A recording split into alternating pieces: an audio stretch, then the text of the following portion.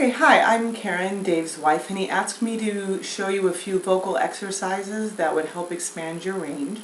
And I'm going to show you three today. The first one is going to be the lip roll or lip trill with some scales. The second one is going to be breath control exercises.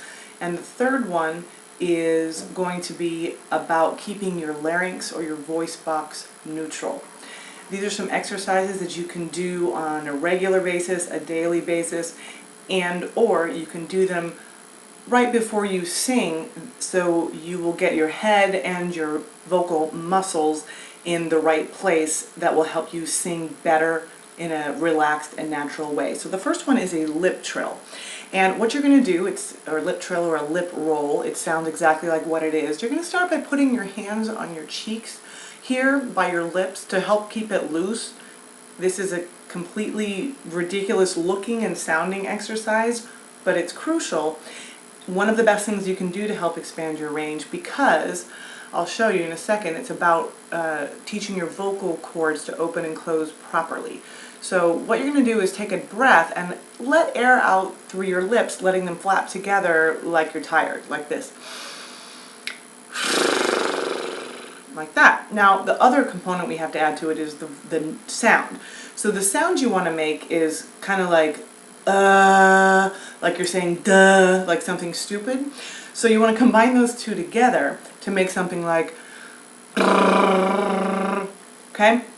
So what we're going to do is we're going to go through a couple of scales with that lip roll and sound, and what that's going to do is help your vocal cords to open and close properly, because when you're making a sound in any kind of wind instrument, whether it be clarinet, saxophone, or your vocal cords, it's about pushing the air through at a certain velocity and tension that creates the different pitches.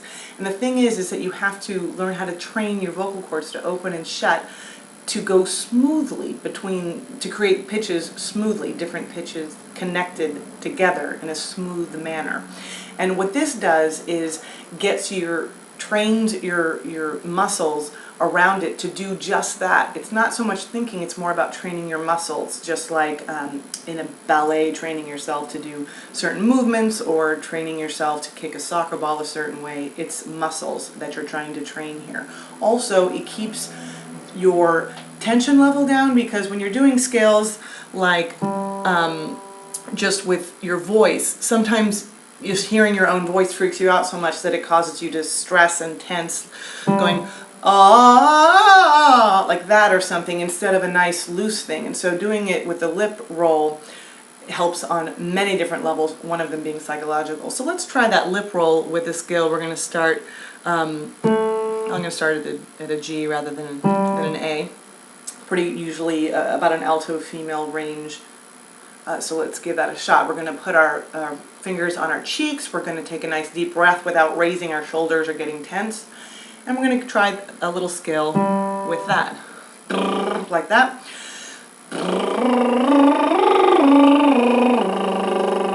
Okay, and then we'll go up incrementally.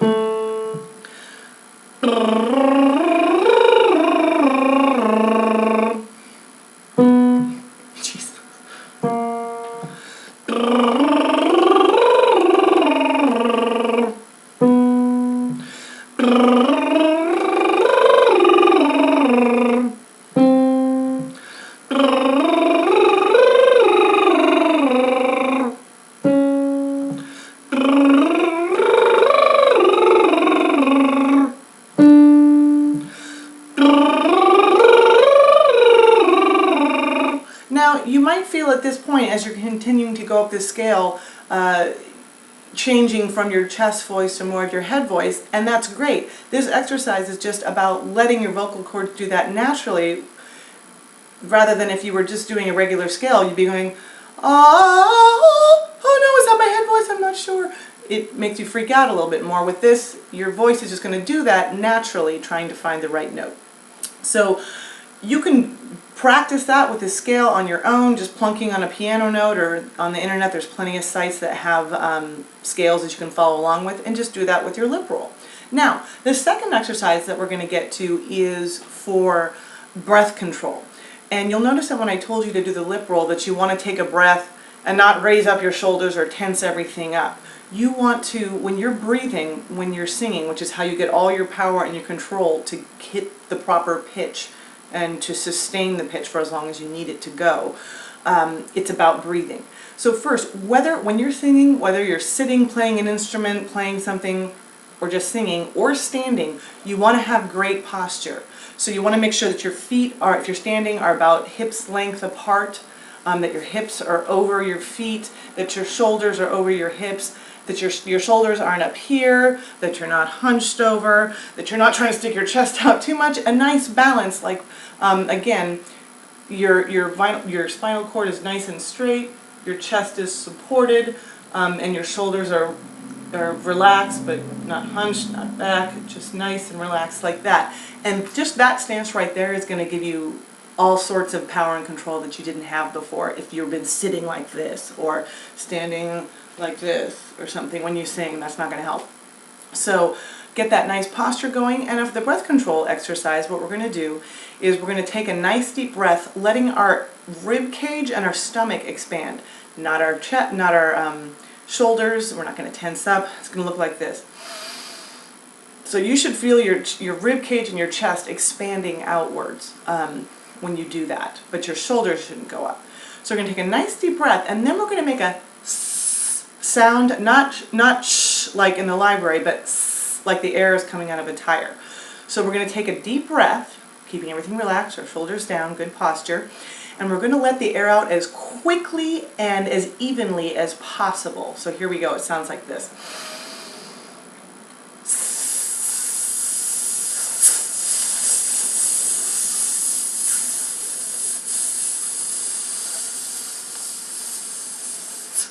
Now, you should feel your abdominal muscles really pressing and straining, especially towards the end. Notice that I wasn't going like this and I wasn't going like that. I was pressing in with my abdominal muscles to squeeze the air out in a quick but as even as I could fashion. Now, the second part of that breath control exercise is the same thing. Take a deep breath, but instead of letting it out as quickly and evenly as possible, you're going to let it out nice and slow, but still as evenly as possible.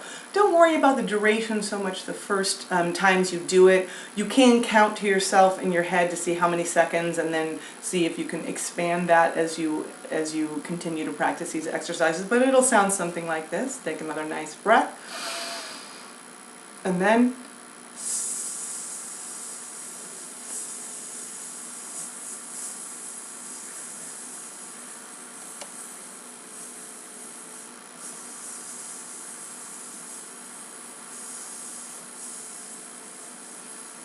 as long as you can let it keep going out, okay? So those are the two. The last little one of the breath control that you can do is combining the same concept, but you're going to do these, a series of, let's start with 5 short, bouncy S's, like it's a little ball going, okay? So take a nice deep breath, and like that. Okay, you don't want them to be sloppy or lazy. You don't want them to be like, no, you want them to be bouncing rubber little balls. Okay? Now you can combine all those 3 by taking a nice deep breath, letting a lot of air out quickly, and then end it with 4 little SE bounces like this, like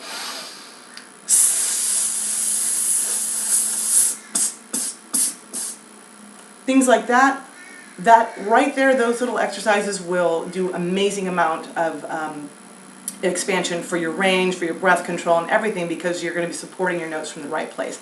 The third exercise is going to be really just another scale kind of an exercise, but teaching you to focus on your larynx or your voice box. Now your voice box, you'll notice just natural, like if you're starting to yell at someone or you're trying to make a little pig squealy sound, if you put your finger on your voice box and go, you'll feel the voice box go up high in there. You don't want that when you're singing. Your voice box, your larynx needs to be super relaxed and down in order to be able to produce the right sounds.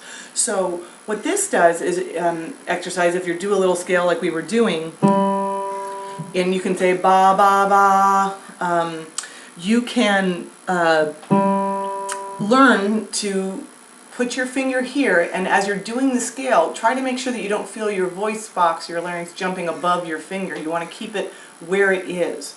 So, for example, when we do a note like this, we'll go ba ba ba ba ba ba ba. You want to feel it in the same place. When you get to the top of that scale, ba ba ba ba, it's hard not to want to go ba ba and put your neck out or push your. Don't do that, because that's just going to strain things, which is the opposite of what you need to happen for your voice. So if you feel yourself straining, again, relax your shoulders.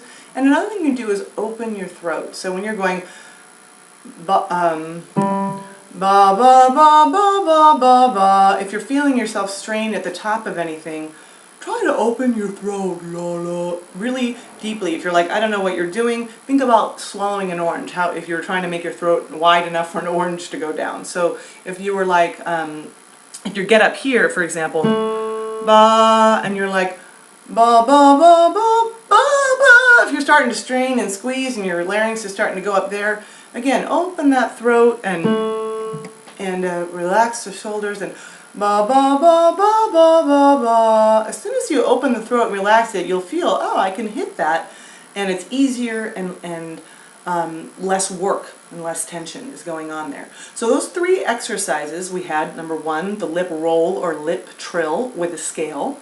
Okay, with scales you can do as much as you want. Don't strain yourself, keep it light. Second is going to be the breath control exercises, letting the air out of a tire, that one. And the third one is about doing some scales with ba ba ba, putting your finger on your larynx, on your voice box, trying to make sure that it stays in a neutral position rather than going up and down, keeping it relaxed that way. Those three things on a regular basis, or at least before you sing, are going to, as silly as they seem, dramatically help increase your range on an ongoing basis. I still do these exercises. It's an ongoing practice that's going to help your voice stay limber. Thanks.